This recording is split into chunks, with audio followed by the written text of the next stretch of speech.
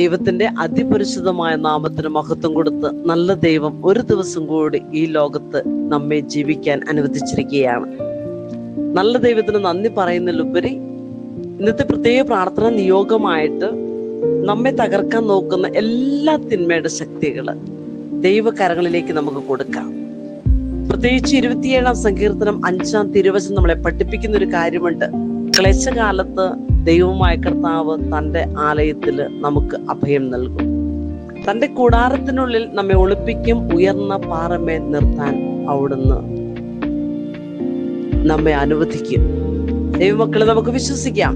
ഏത് തരത്തിലുള്ള ക്ലേശത്തിന്റെ അവസ്ഥയിലൂടെയാണോ നമ്മൾ കടന്നു പോകുന്നത്, നമ്മെ കാക്കുവാന്, നമ്മെ പരിപാലിക്കുവാന്, നമ്മെ സംരക്ഷിക്കുവാന് കഴിവുള്ള, നമുക്ക് അപ്രാപ്യമായിട്ടുള്ള ഉയർന്ന പാറമേല് നിർത്താൻ കഴിവുള്ള ഒരു സർവശക്തനായ ദൈവം നമ്മുടെ കൂടെയുണ്ട്.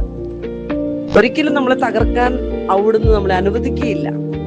വചനത്തിന്റെ കോട്ട കെട്ടി യേശുനാമത്തിന്റെ ശക്തിയാല് ഇന്നത്തെ ദിവസം ദൈവമായ കർത്താവ് നമ്മളെ പരിപാലിക്കും.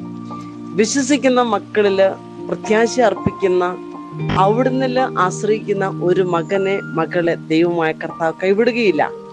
അതുകൊണ്ടാണ് 23-ാം സങ്കീർത്തനം നമ്മളെ പഠിപ്പിക്കുന്ന ഒരു കാര്യമുണ്ട്.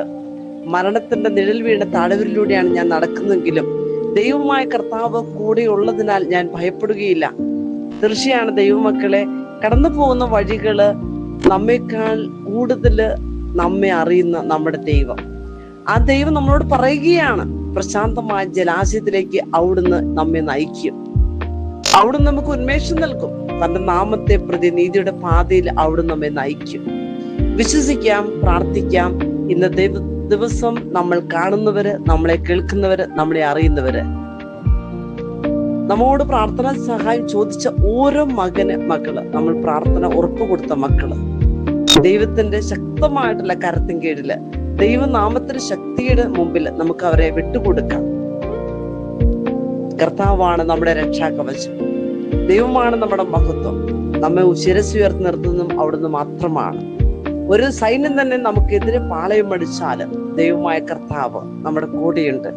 നല്ലൊരു ദിവസം ദൈവമായ കർത്താവ് നമുക്ക് ഓരോരുത്തർക്കും പ്രദാനം ചെയ്യട്ടെ.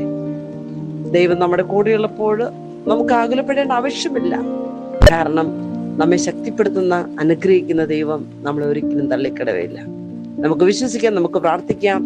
നല്ലൊരു ദിവസം നമുക്ക് ഓരോരുത്തർക്കും വചനത്തിന്റെ കോട്ടുകെട്ടി യേശുനാമത്തിന്റെ ശക്തിയാല്, തിരുരക്തത്തിന്റെ ശക്തിയാല്, തിരുനാമത്തിന്റെ ശക്തിയാല് നമ്മെ ഓരോരുത്തരെയും അനുഗ്രഹിക്കട്ടെ. നമുക്ക് പ്രാർത്ഥിക്കാം.